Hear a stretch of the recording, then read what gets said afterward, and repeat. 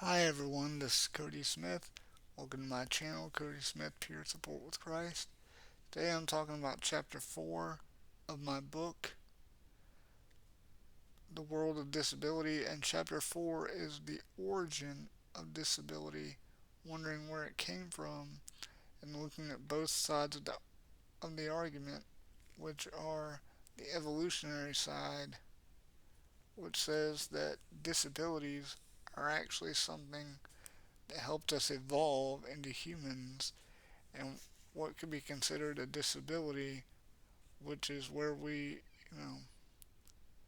I guess you could say, like, our bodies went from being that of apes that are able to climb, like, our hands and feet were restructured so that we could walk and things like that, and our feet were flatter and things like that so we could walk upright on the ground and things like that, and also talking about, how, you know, things like our jawline being restructured.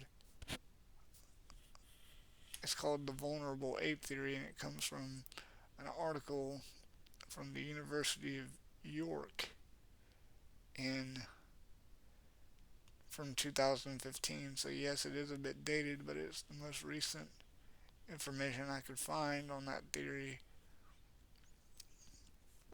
And also talking about how, due to genetic bottlenecks where, people broke into groups due to, avoiding predators and whatnot, they were, they only married within their own groups, and that caused a lack of genetic diversity, and therefore, that could be part of it. But there and again, that could also be evidence for the biblical theory, because that's what I'm looking at, kind of comparing the two of, you know, where, we separated into groups for some reason, whether that be avoiding predators, trying to find, um, fertile land to live on. That could also be, you know, lean towards the creation theory where, you start out with an original human pair, they marry and have children, and then those children marry each other and have children, and things, degrade from there because something happened where you started out perfectly healthy, and then as time went on, your descendants were less and less and less healthy due to things like that. And maybe they occasionally, you know, groups occasionally intermingled, and maybe, then rediverged and so on and so forth. But, that's what I'm talking about is, plus you would have to have some, you know, some way of telling, okay, this is what health, perfect health is, and this is where you fall beneath that category and are now considered disabled. You have to have a set standard, which requires a standard setter, and the only one who could set that standard for human beings is whoever made us and gave us the human characteristics that define us as human beings, as opposed to monkeys, pigs, dogs, rabbits, all those things.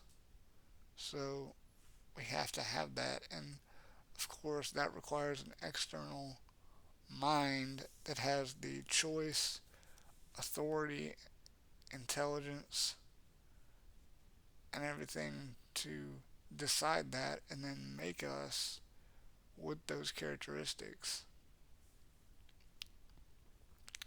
So that is what I'm comparing in chapter 4 and seeing, looking at both of these arguments, where does the, evidence lead? Like looking at the laws of thermodynamics, and so on and so forth. Which one does these two, which one of these two arguments does this point to? And that is what I'm going through in chapter 4, trying to find how did disability start? And in this case, if disability helped with evolution, how come it's detrimental now and unhealthy now? That's what I would want to know. How did it go from a positive to a negative? What triggered that? And that's the ultimate thing that I would want to know. And that's what I'm trying to figure out in this chapter as well.